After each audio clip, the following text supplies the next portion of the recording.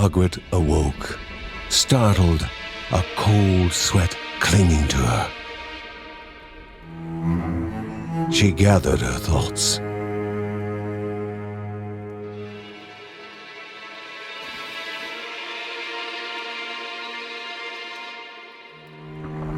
Aged wood creaked, echoing through the quiet rooms.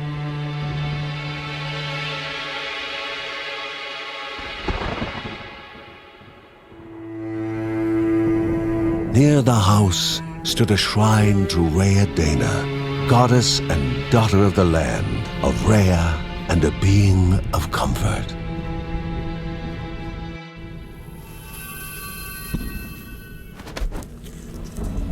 Margaret sought answers.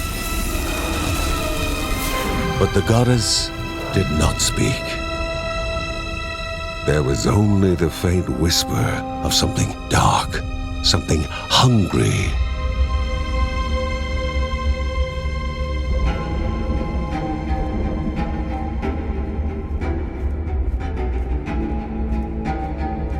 The old seer's bones felt the weight of their age as she climbed.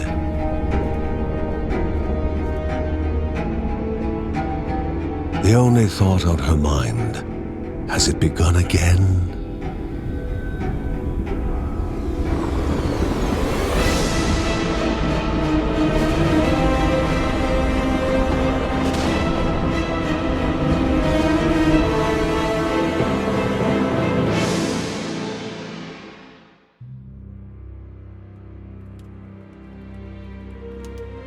John's mission would be a simple one. He was to investigate Rhea's greatest shrine. His mother presented him with a fresh divinity shard.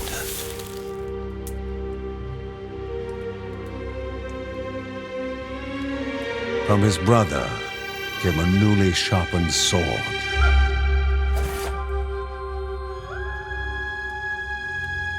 His wife gave him a kiss, and his daughter's hugs were full of reason to return home safe.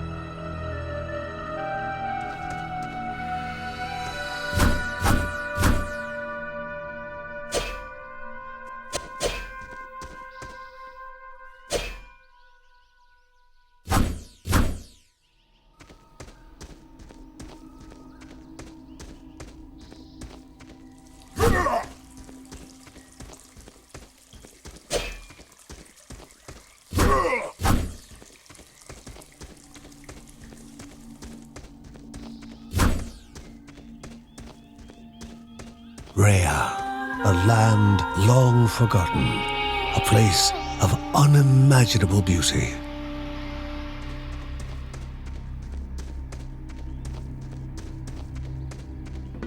It first appeared as sludge given life, slithering creatures, small and vile.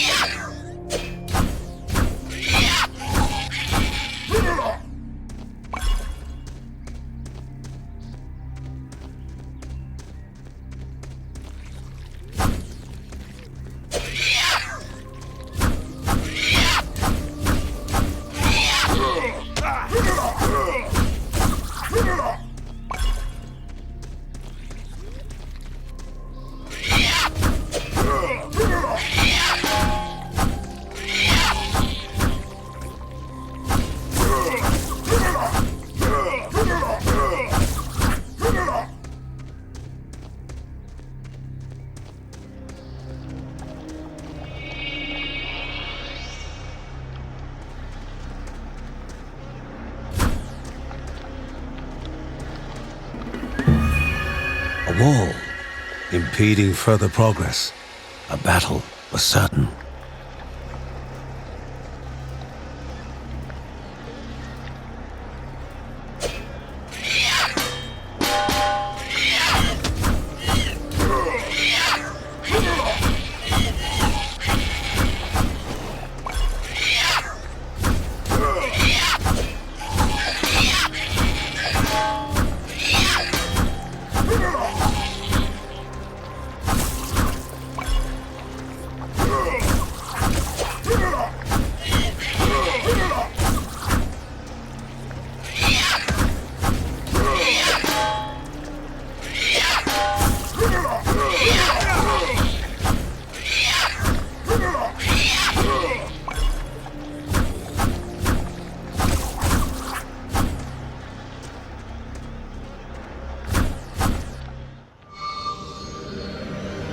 Vanished by light itself, the corruption abated, leaving the shard cold in hand, dark, in need of life.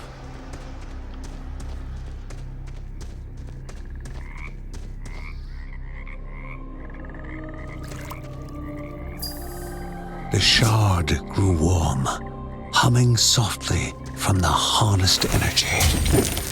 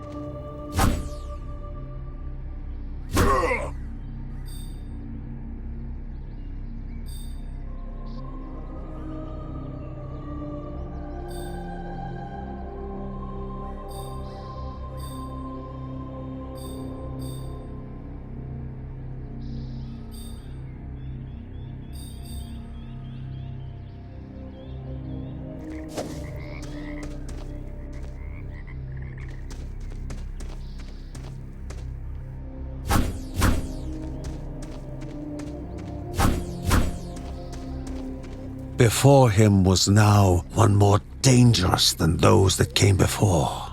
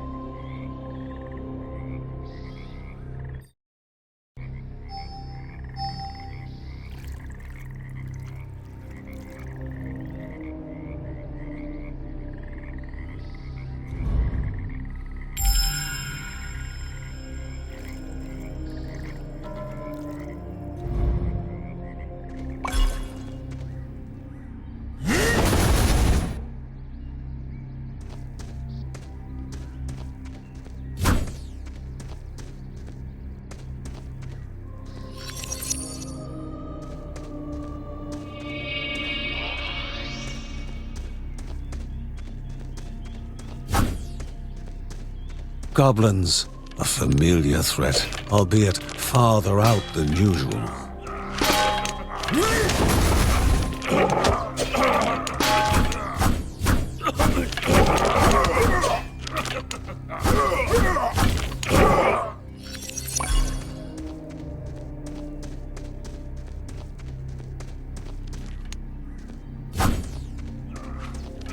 Inherently violent and ill-bathed, the goblins were an unfocused but constant threat.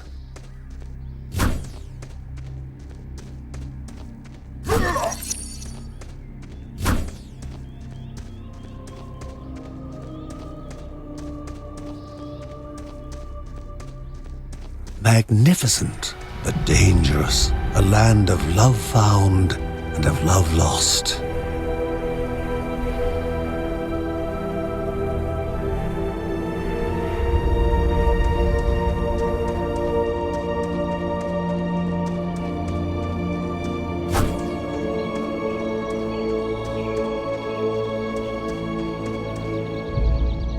Before him was sacred ground, left untouched in days gone by.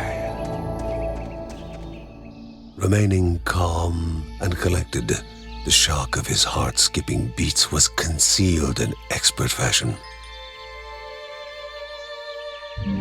Before him stood Linda, his eldest daughter, with bow and quiver at the ready, determined to do her part.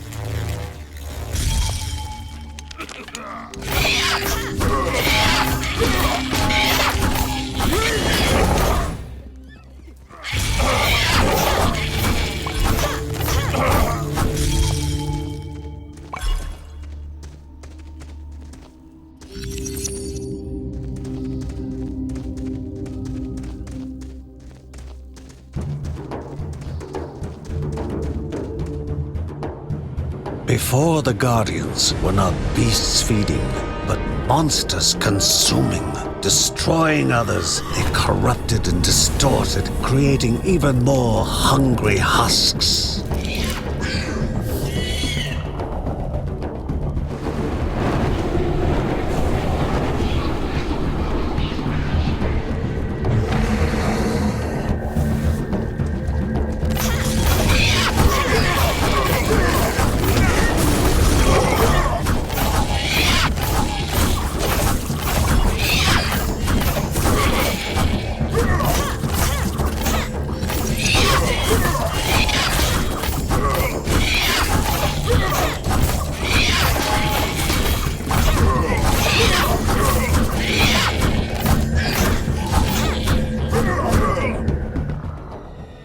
Both father and daughter gathered their thoughts, their hearts heavier than before.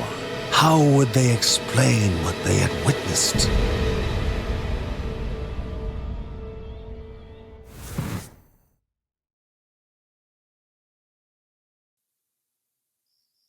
The ancient tree had been cut down. Together, father and daughter described the horror, the creatures dripping with decay that slithered into bodies stuck between life and death to bolster their ranks.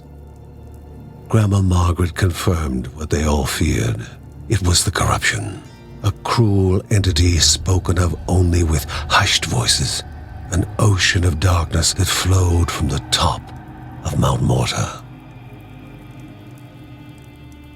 And the Bergsons' duty was to stand against this devouring deluge of death. Kevin was also eager to do his part in the family's fight, especially when his older brother Mark was off somewhere. He was as much a guardian of their mountain home as any of them. She stood. If they were to reach the summit and destroy this evil, as the Bergsons of old had done in the past, they would need the assistance of the sanctuary.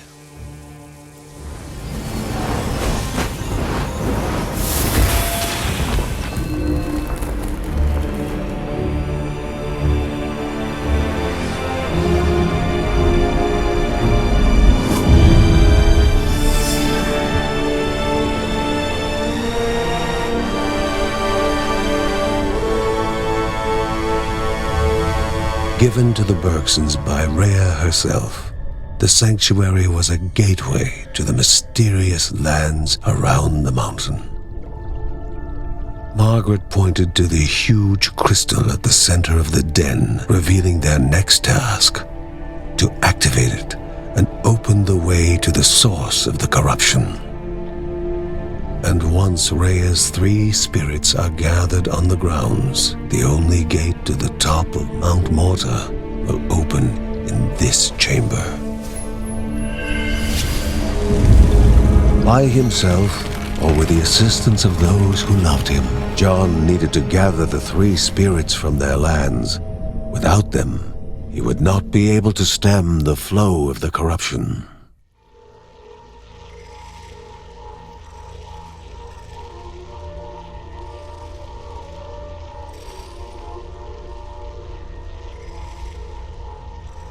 hulls of Anaiadiah must be here, for she needs to be found.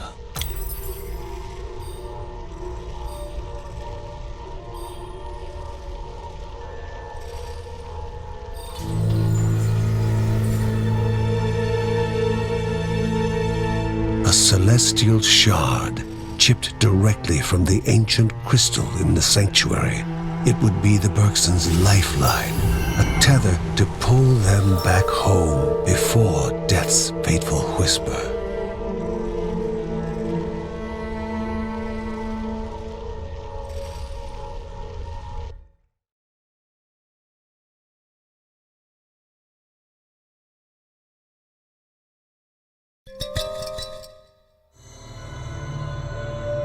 Filling the winding tunnels of the silk-covered caves, the acrid taste of poison lingered in the air. Spiders. Linda told herself it was only target practice. As she readied her bow, they must find the spirit deep within the caves.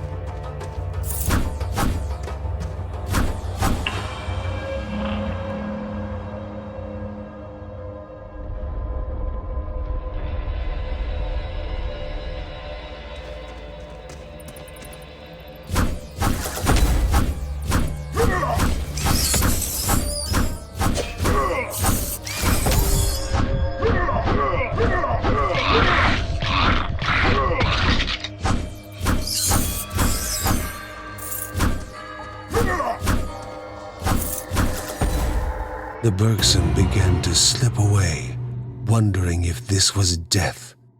It was warmer than they expected.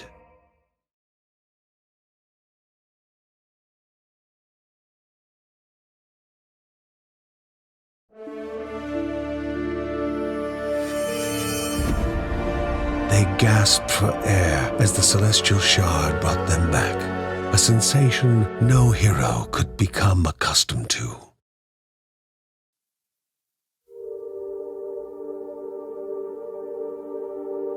As she heard John and Linda describe their foray, thoughts rushed through.